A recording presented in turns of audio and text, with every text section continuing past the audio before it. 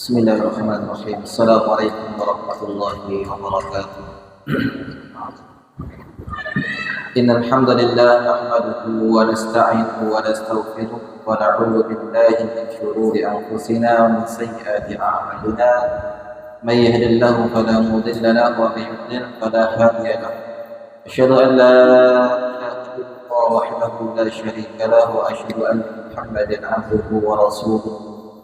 يا أيها الذين آمنوا اتقوا الله حق تقاته ولا تموتن إلا وأنتم مسلمون يا أيها الناس اتقوا ربكم الذي خلقكم من نفس واحدة وخلق منها زوجها وبث منهما رجالا كثيرا ونساء واتقوا الله الذي تساءلون به والأرحام إن الله كان عليكم رقيبا يا أيها الذين آمنوا اتقوا الله وقولوا قولا سديدا يصلح لكم أعمالكم ويغفر لكم ذنوبكم ومن يطع الله ورسوله فقد فاز فوزا عظيما أما بعد فإن أصدق الحديث كتاب الله وخير الهدي هدي محمد صلى الله عليه وسلم وشر الأمور محدثاتها فإن كل محدثة بدعة وكل بدعة ضلالة وكل ضلالة في النار اللهم صل وسلم وبارك على حبيبنا نبينا محمد وعلى آله وصحبه أجمعين. Ikhwani wa fillah kaum muslimin wal muslimat jamaah rahimakumullah. Marilah kita bersyukur kepada Allah Subhanahu wa taala pada malam hari ini kita masih bisa bertemu dan berkumpul di salah satu rumah di antara Allah. Semoga Allah Subhanahu wa taala senantiasa mencerahkan wajah-wajah mukminin yang hadir saat ini dan semoga Allah Subhanahu wa taala senantiasa memberikan kepada kita semuanya al-iman, ya, istiqomah di atas iman, istiqomah di atas tauhid, istiqomah di atas manhaj yang benar, manhaj salafus salih, dan semoga kita diwafatkan dalam keadaan husnul khatimah dan juga semoga kita bisa memasuki surga Allah Subhanahu wa taala. Amin. Nabi yang mulia sallallahu alaihi wasallam mengingatkan kepada kita semuanya, "Salaka tariqan yaltamisu fihi ilman, sahalallahu lahu bihi tariqan ilal jannah." Siapa yang pergi untuk menuntut ilmu, maka Allah akan mudahkan jalannya menuju surga. Kemudian Nabi sallallahu alaihi wasallam mengatakan, "Wa innal 'alima la yastaghfiru man fil ardi wa man fis sama." Sesungguhnya orang yang berilmu atau orang yang mengajarkan ilmu akan mendapatkan doa ampunan dari penduduk langit dan juga dari penduduk bumi. Hatta hitalul fil bahr, sampai ikan-ikan yang ada di dalam lautan. Begitu pula hatta namlatu fil juhriha, sampai semut-semut yang ada di lubangnya mereka senantiasa mendoakan ampunan kebaikan bagi orang-orang yang belajar dan mengajarkan ilmu. Maka mari jamaah sekalian, ikhwan yang kita bersemangat untuk belajar dalam agama ini, karena memang sejatinya kita ini adalah manusia yang jahil, ya, yang tidak mengetahui sama sekali, manusia yang bodoh. Sebagaimana Allah Subhanahu wa taala mengatakan dalam Al-Qur'an, "Wallahu akhrajakum min butuni ummahatikum la ta'lamuna syai'a." Allah Subhanahu wa taala telah mengeluarkan kalian dari perut ibu-ibu kalian dalam keadaan tidak mengetahui sama sekali. Waja'alakum sam'a waja'alakumus sam'a wal absara wal af'ida la'allakum tashkurun. Kemudian Allah menjadikan kalian pendengaran, penglihatan serta hati agar kalian menjadi hamba-hamba yang senantiasa bersyukur kepada Allah. Maka di antara bentuk syukur kita kepada Allah Subhanahu wa taala, kita gunakan pendengaran kita ini untuk mendengarkan ilmu, kita gunakan mata ini untuk menghadiri majelis ilmu, belajar, membaca dan seterusnya. Ini termasuk tanda kita menjadi hamba yang bersyukur kepada Allah Subhanahu wa taala. Jamaah rahimani wa rahimakumullah, ini pertemuan yang pertama setelah kita libur dari berpuasa dan kemudian kita sudah lewat di bulan Syawal, kita kembali meneruskan perjalanan thalabul ilmi kita sampai kapan? Sampai kita meninggal dunia. Ya, kita belajar ilmu agama bukan sampai kita pandai, bukan sampai kita mengetahui halal dan haram saja, tapi kita belajar agama sampai kita mati, ya, sampai kita meninggal dunia, dan itu termasuk ibadah. Belajar ilmu agama, untuk ilmu agama termasuk ibadah, maka ibadah harus sampai meninggal dunia, sampai kita dicabut nyawanya oleh Allah Subhanahu wa taala. Sebagaimana Allah Subhanahu wa taala mengatakan, wa'bud rabbaka hatta ya'tiyakal yaqin.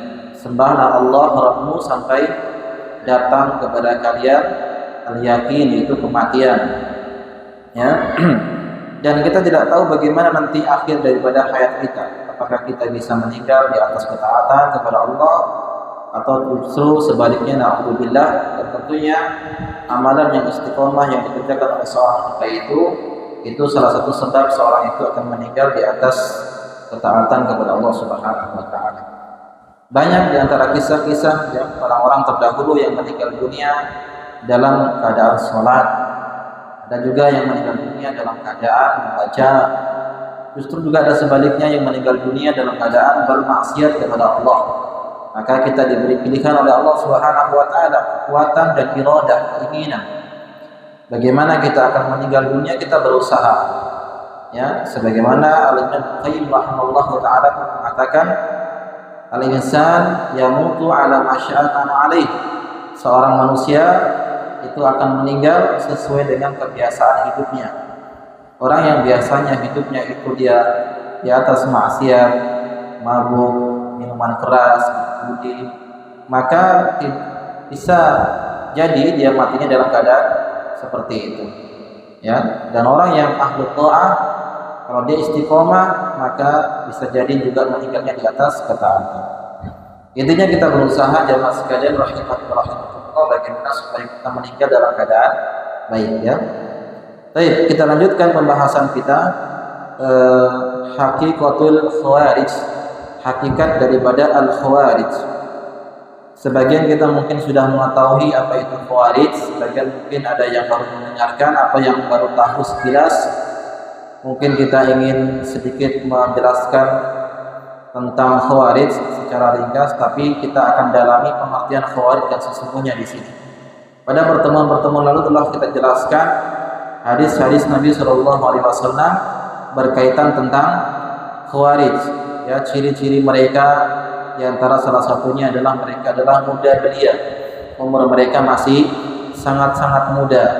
Mereka semangat beragama, kecemburuan mereka dalam beragama sangat tinggi, tetapi tidak diiringi oleh basirah, pandangan yang jauh, pandangan yang luas, dan tidak diiringi dengan nasihat-nasihat dari kalangan para ulama, sehingga mereka dengan semangatnya akhirnya terjatuh ke dalam perbuatan bid'ah, yaitu mengkafirkan kaum muslimin, juga menghalalkan darah kaum muslimin, juga mereka mengkudeta, memberontak kepada penguasa yang sah. Itu diantara salah satu ciri-ciri orang-orang khawarij yang sudah kita bahas hadis-hadis tentang khawarij. Kemudian juga sudah kita bahas tentang al-amru bis-sam'i wa tha'ah 'ala wulatil amr. Ya, yaitu kita diperintahkan untuk senantiasa mendengar dan mentaati penguasa. Meskipun penguasa itu zalim, meskipun penguasa itu fasik, ya, selama penguasa itu tidak terjatuh ke dalam perbuatan kufur, ya. Kita harus senantiasa mendengar dan mentaati mereka. Sudah kita bahas, dan harus kita ketahui jamaah rahimahullah bahwa ketaatan kita terhadap penguasa, pembahasan masalah ini termasuk bagian dari masalah akidah dan manhaj, tidak akan terpisahkan, yaitu pembahasan tentang wajibnya kita mendengar dan mentaati terhadap penguasa dari kitab-kitab akidah. Katakanlah Imam Ahmad bin Hanbal punya kitab namanya Ushulus Sunnah. Di dalamnya juga ada pembahasan masalah as-sam'u wa tha'ah, yang mendengar dan mentaati kepada penguasa. Dan juga banyak-banyak ulama-ulama yang lain yang membahas hal demikian di dalam kitab-kitab akidah mereka. Ya.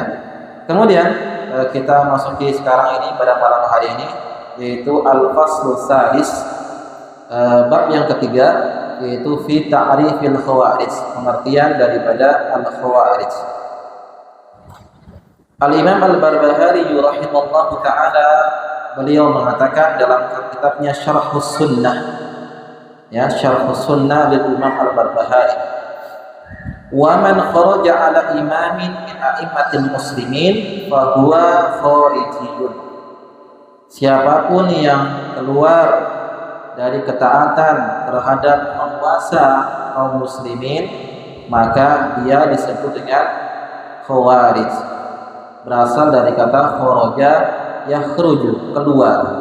Artinya dia tidak lagi berbaiat kepada penguasa yang sah. Dia tidak lagi mau mendengar dan mentaati penguasa yang sah. Wa qad syaqqa 'asal muslimin wa khalaqa al-asad. Ya, dan dia telah memecah belah barisan kaum muslimin dan telah menyelisihi asar, hadis-hadis Nabi sallallahu alaihi wasallam. Wa maitatuhu mitatan jahiliyah, dan matinya dia seperti matinya orang-orang jahiliyah. Dan harus kita pahami, mati dalam keadaan seperti ini bukan berarti dia mati dalam keadaan kafir. Tidak. Hanya saja kenapa matinya seperti mati dalam keadaan jahiliyah? Karena disamakan oleh Nabi Shallallahu Alaihi Wasallam seperti orang-orang jahiliyah yang dahulu, mereka tidak memiliki penguasa, pemimpin yang ditaati, karena setiap suku saling berperang dengan suku yang lainnya. Ya, demikian. Jadi siapapun yang dia tidak lagi mendengar dan mentaati penguasanya, bahkan dia mengerahkan massa untuk memberontak kepada penguasa yang sah, baik itu presiden, kerajaan, ya, atau yang lainnya, maka itu disebut dengan al-khawarij. Kemudian wa qala al-Ajuri rahimahullahu taala,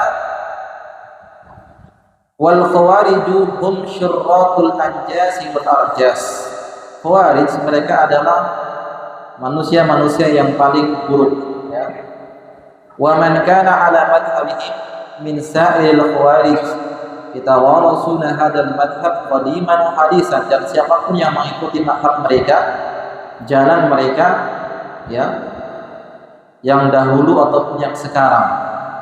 Kalau yang dahulu jelas kelompok khawarij pertama kali memberontak kepada Utsman, ya, munculnya khawarij di zamannya Utsman, memberontak kepada Utsman bin Affan, kemudian juga memberontak dan ingin menggulingkan, mengkudeta Ali bin Abi Thalib. Jelas yang dahulu, dan yang sekarang juga dari keturunan-keturunan mereka atau yang sepemikiran, sepemahaman dengan mereka. Wa yakhrujuna 'ala al-a'immati wal umara wa yastahilluna qatlal muslimin. Mereka senantiasa ingin keluar dari pemimpin, ya, dan mereka menghalalkan darah kaum muslimin. Ya, baik. Mungkin ada pertanyaan, kenapa mereka menghalalkan darah kaum muslimin?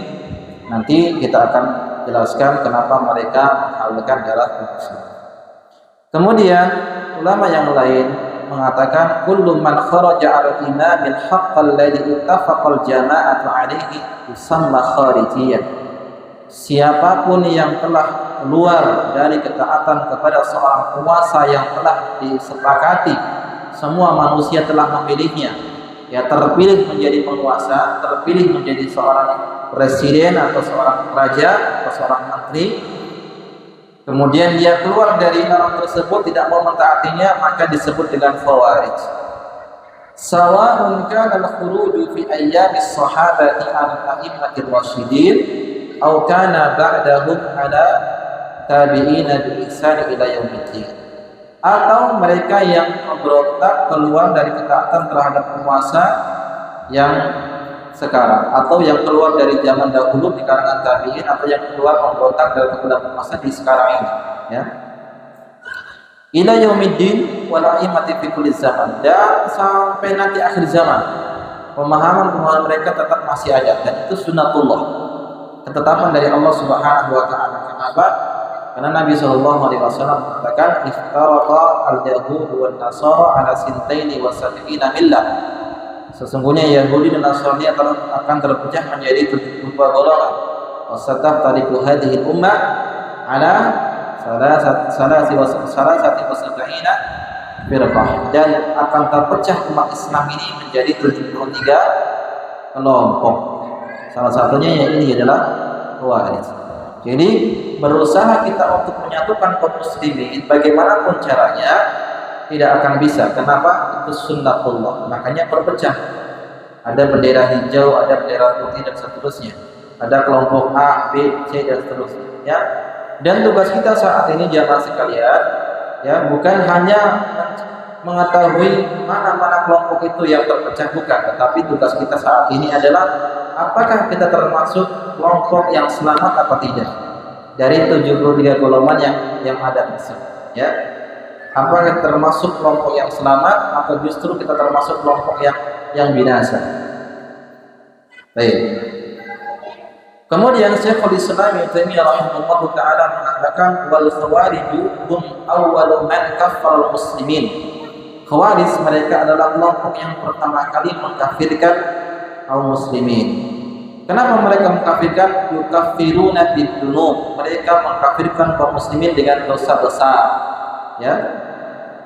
Setiap dosa besar bagi mereka orang-orang Khawarij adalah kafir, halal darahnya, dan keluar dari Islam serta kekal di neraka. Waduh, ngeri ya. Sangat mengerikan. Ini kalau pemahaman ini ada di antara kita kaum muslimin, ini berbahaya.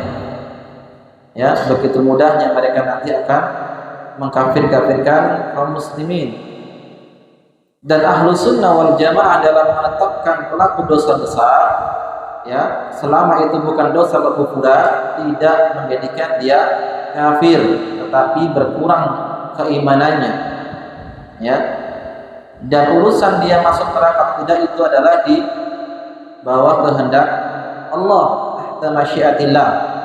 Jika Allah berkehendak, Allah akan ampuni, dan jika Allah berkehendak, Allah akan azabnya. Baik.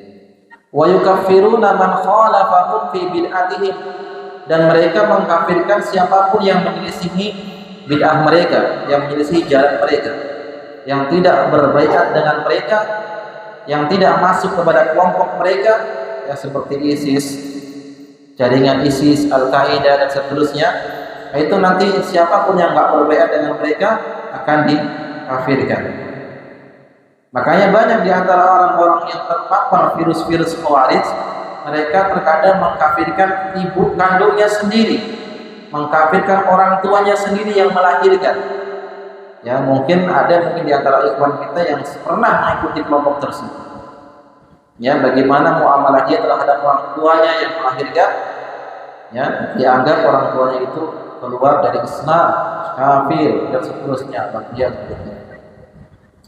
Kemudian wa yastahilluna damahu wa malahu, dan mereka orang-orang Khawarij menghalalkan darah serta harta yang tidak berbaiat dan tidak sepemahaman, tidak masuk kepada kelompok mereka. Ini jangan dianggap remeh, pemahaman seperti ini, ya. Pemahaman seperti ini jangan dianggap remeh, dan pemahaman yang mempelajari masalah ini juga jangan dianggap remeh. Kita saat ini mungkin tidak tahu, karena mereka bergeraknya itu secara sistematis, terstruktur, dan mereka diam-diam. Ya, jarang kita yang tahu. Adapun mungkin mereka tahu, mereka biasa berkamuflase, ya, menutup, ya, dalam bahasa Syiahnya taqiyah, seperti itu. Mereka biasa disebut dengan pergerakan bawah tanah, karena mereka punya RT, mereka punya camat, mereka punya bupati, mereka punya juga gubernurnya, mereka juga punya presidennya. Makanya negara dalam negara. Justru pemahaman seperti ini yang harus dibenarkan, diluruskan, dan disingkirkan dari negara kita sebenarnya, karena mereka berbahaya bagi keutuhan Kesatuan Negara Republik Indonesia. Ya. Kemudian waqala aidan wa hum awwalu man kafara ahlul kibdah bidzunub. Kata Syekhul Islam Taimiyah rahimahullahu taala, mereka orang-orang Khawarij adalah yang senantiasa orang pertama kali yang mengkafirkan ahlul kibdah kaum muslimin yang salat ya dengan dosa-dosa. Bal bima yarawna min ad-dhunub wa yastahilluna dima'a ahlul kibdah bidzalik. Bahkan mereka itu mengkafirkan orang-orang yang salat kaum muslimin dengan dosa yang dianggap sebagai dosa besar ya. Kemudian waqala aidan, beliau juga mengatakan walahum khasratani masyhuratani faraqu bihima jama'atal muslimina wa aimmatihi. Bahwasanya ciri-ciri kelompok Khawarij jelas, yang paling jelas ada dua kekhususan kenapa mereka itu keluar dari jamaah kaum muslimin atau keluar dari kelompok Ahlus Sunnah wal Jamaah. Yang pertama adalah khurujuhum anis sunnati, karena mereka keluar dari sunnah Nabi Shallallahu Alaihi Wasallam. Mereka tidak mau mengamalkan sunnah Nabi Shallallahu Alaihi Wasallam. Mereka tidak mau mendalami ya agama dengan benar. Mereka tidak mau mengikuti nasihat dari Nabi Shallallahu Alaihi Wasallam. Hadis mengatakan untuk sampu wa ta'ah kepada penguasa mereka terjam, ya kan? Ya. Waja'alu ma laysa bisayyi'atin sayyi'ah.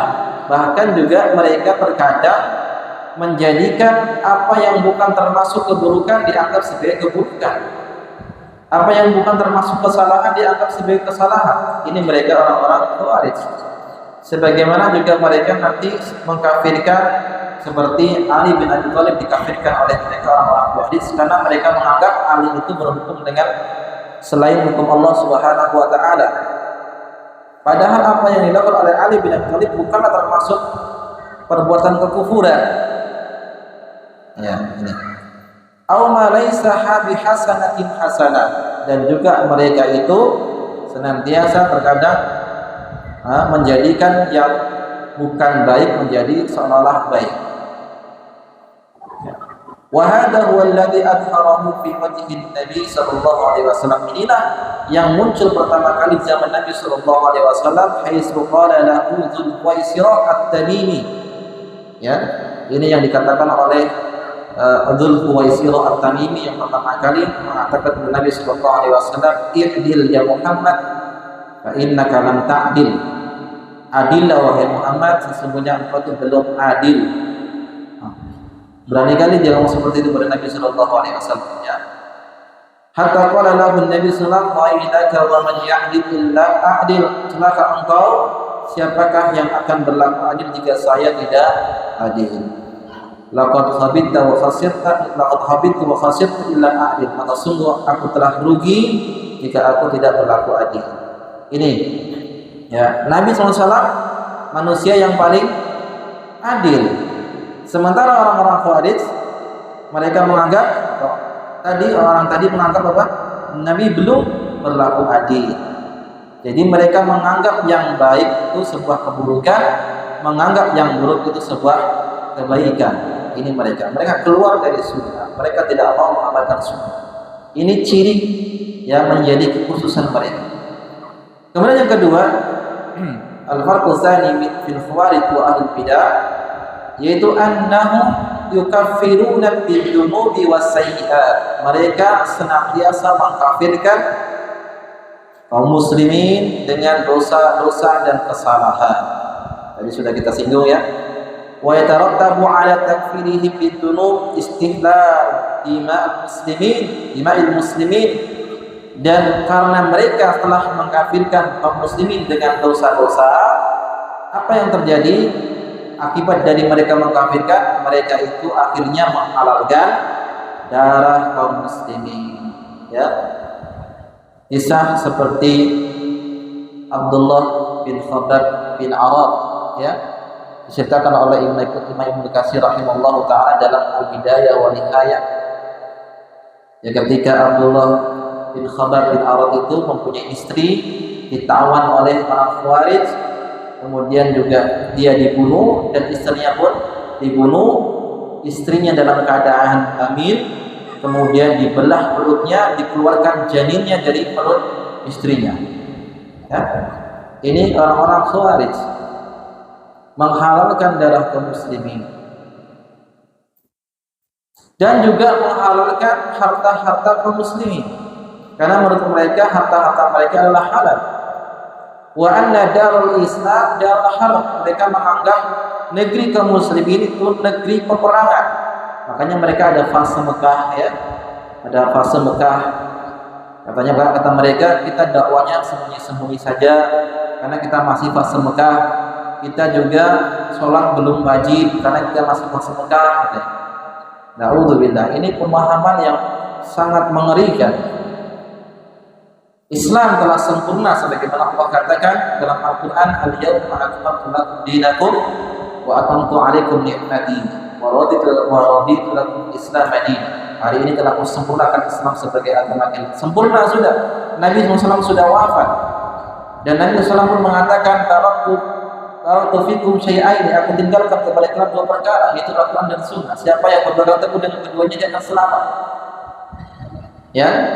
Nah, mereka menganggap fasenya masih fase Mekah, maka mereka sholatnya itu hanya sebagai takbir saja, pula-pula. Hampir mirip dengan orang-orang Syiah.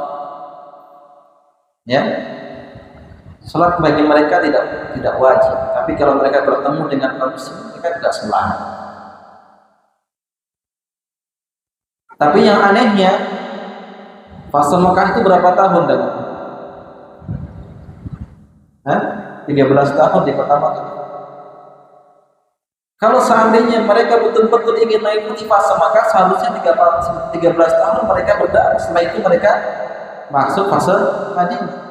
Saya tanya, berapa lama mereka berdakwah sejak adanya pemahaman ini? Ya, NII misalnya kan,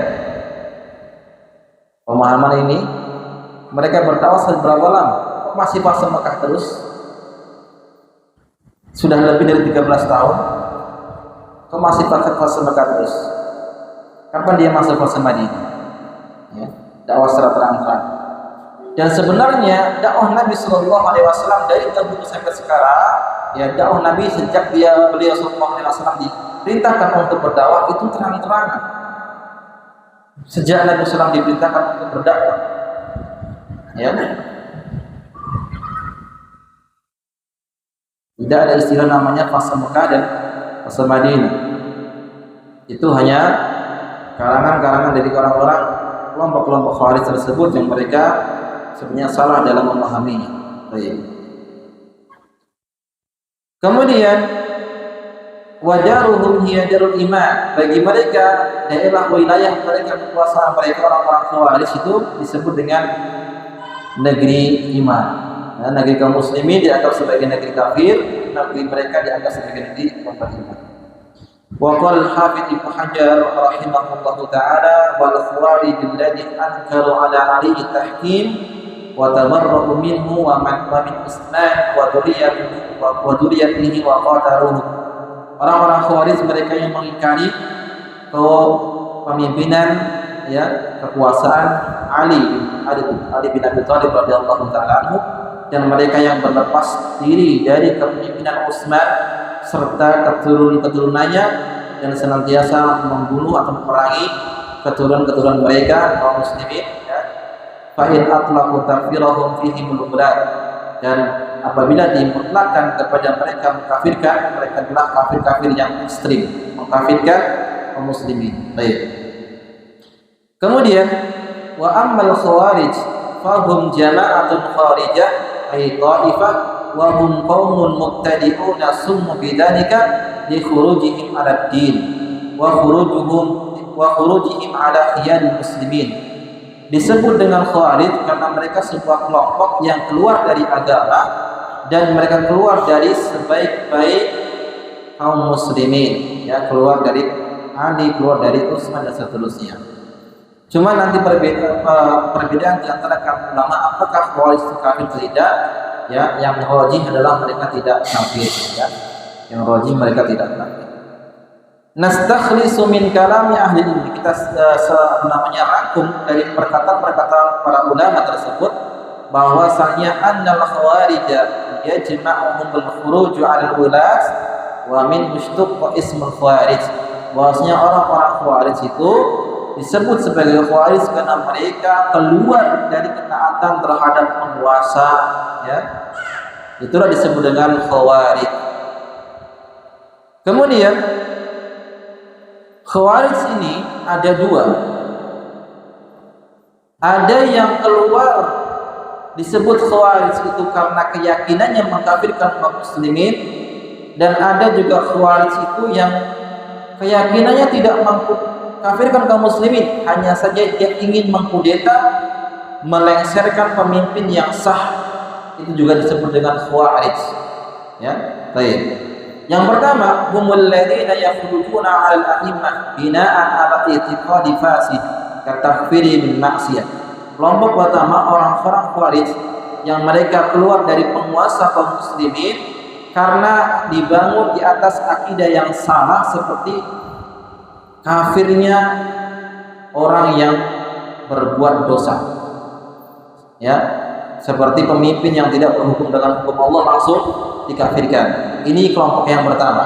Akidah mereka sudah menanamkan siapapun yang tidak berhukum dengan hukum Allah langsung kafir, maka presidennya disebut kafir dan bawahan-bawahannya juga kafir, dan yang menolak membantu presiden juga kafir. Ini akidah mereka yang pertama. Wa humul khurujul mariqah min kama fil hadis. Mereka lah orang-orang khawarij yang disebutkan dalam hadis, yang rukuna minad din kama yamruqus sabyu minar ramyah. Mereka keluar dari agama sebagaimana mereka keluar dari sasaran anak panah. Au bi bid'atin ukhra mukhalafatun lisunnah ka hali ahmadi ahli ahwa.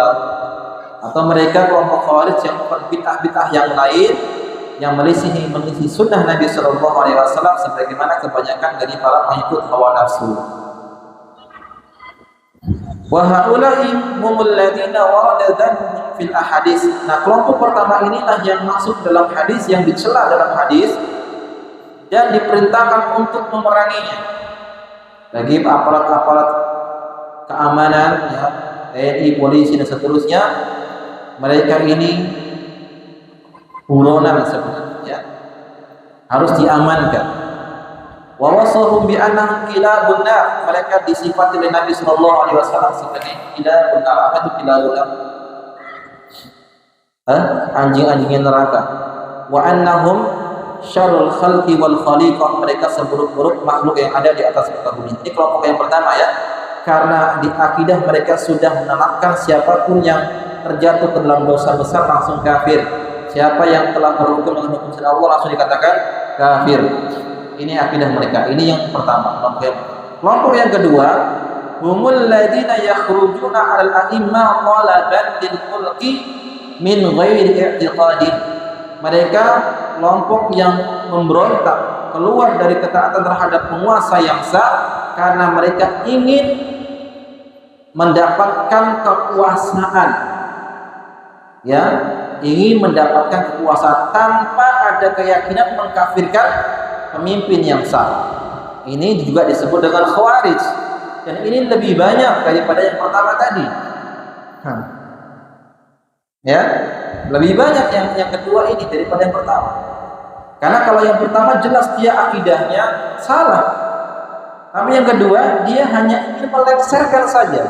Mungkin dilihatnya presiden itu tidak pantas untuk jadi presiden, atau presidennya itu merasa tidak becus, atau juga ada maksiat dan seterusnya. Akhirnya dia berusaha untuk menjatuhkan presidennya.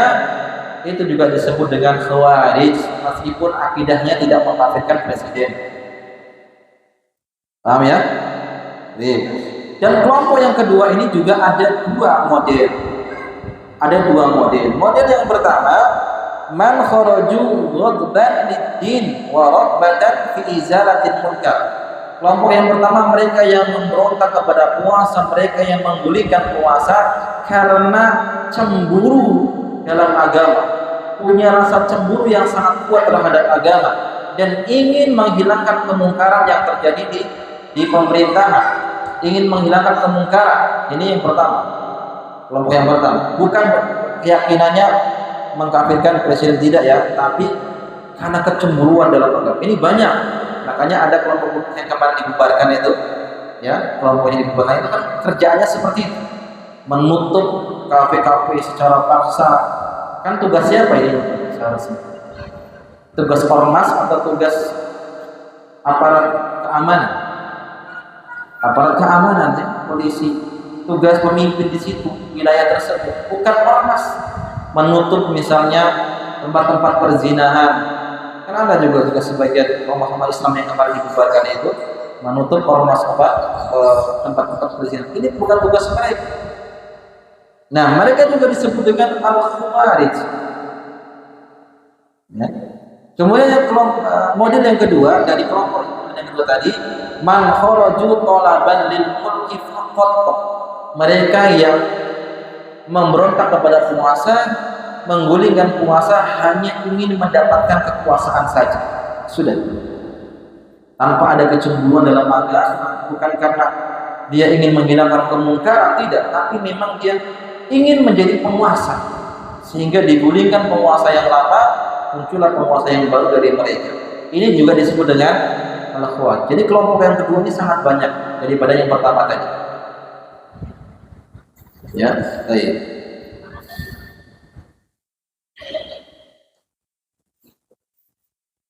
Kemudian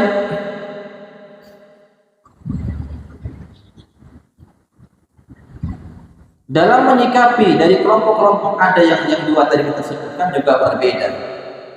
Ya, kalau yang pertama tadi dia keyakinannya dia mengkafirkan kaum muslimin, ini jelas-jelas diperintahkan untuk diperangi oleh penguasa. Penguasa harus memerangi mereka, menangkap mereka, menyadarkan mereka.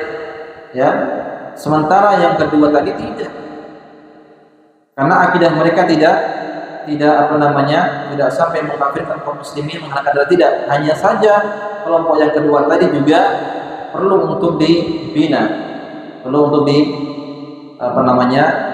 memberi penjelasan kepada mereka. Kan jemaah rahimani wa rahimakumullah, kita mungkin akan simpulkan dari apa yang sudah kita baca tadi, bahwasanya fatabayyana bihada annal khuruj 'ala al-ulati bil ma'asi tariqul khawarij. Bahwasanya keluar dari penguasa, memberontak kepada penguasa, mengkudeta, menggulingkan penguasa karena dosa yang dilakukan oleh penguasa termasuk jalannya al-khawarij, meskipun dia tidak mengkafirkan penguasa. Atau dalam bahasa lain disebut dengan bugot. Bugot itu siapa? Bugot itu adalah mereka kelompok-kelompok yang ingin menggulingkan penguasa, ya, mencaci maki penguasa, ya, teriak-teriak, mencaci maki di media sosial, bahkan juga di tempat-tempat ibadah bebas, itu disebut dengan bugot. Nah, pemerintah juga harus menertibkan mereka bugot, ya.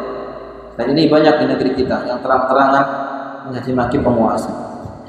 Syekhul Islam Taimiyah rahimahullah, Syekh Abdul Aziz bin Baz rahimahullah taala mengatakan, hada dinul khawarij wal mu'tazilah khuruju ala ulatikum.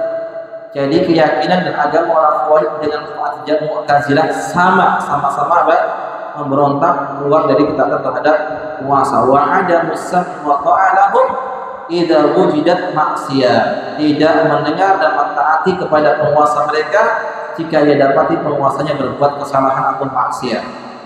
Ya. Dia ingin penguasanya mungkin seperti Rasulullah maksum. Siapa penguasa yang tidak pernah berbuat salah? Mungkin yang mengkritik jauh lebih banyak kesalahannya daripada yang dikritik. Li'annahum awwala man sanna dzalik, karena orang-orang Khawarij mereka yang pertama kali membuat ajaran-ajaran seperti ini, yaitu keluar dari taat kepada penguasa. Wa kana ba'du kharijin la yukaffiruna bil ma'si, sebagian juga mereka tidak mengkafirkan kaum muslimin dengan dosa dan maksiat. Wa hadza la yamna' min huquqi dzami bihim li mukhalafati bil asar. Tetap meskipun demikian mereka ya tidak lepas dari cenaan karena mereka telah menyelisihi dari asar, ya, hadis-hadis Nabi sallallahu alaihi wasallam. Wa qad hakama an-nabiy sallallahu alaihi wasallam fi man mata fi khurujihi bi annahu mata mitatan jahiliyah. Ya, bahkan Nabi Shallallahu Alaihi Wasallam telah menghukumi mereka, siapa yang tidak mau mendengar mentaati penguasa, mati dalam keadaan membangkang kepada penguasa, matinya seperti mati dalam keadaan jahiliyah. Qala al-Qurtubi rahimallahu taala, Imam al-Qurtubi rahimallahu taala, beliau punya tafsir yang namanya tafsir Qurtubi, ya. Tafsir banyak, bukan hanya Ibnu Katsir. Imam Qurtubi juga punya tafsir, Imam Qurtubi. Ya. Kata beliau, "Walladhi 'alaihi aktsarul ulama an as-sabru 'ala ta'atil imam al-jahil aula min al-khuruj 'alaihi." Dan merupakan pendapat mayoritas kebanyakan para ulama bahwa bersabar dari kezaliman seorang penguasa itu lebih baik daripada dia memberontak kepada penguasa. Ini sudah terjadi dari zaman ke zaman, ya, bahkan saat ini pun kita sudah saksikan. Justru kalau kita mampu bersabar itu lebih utama daripada kita memberontak kepada penguasa.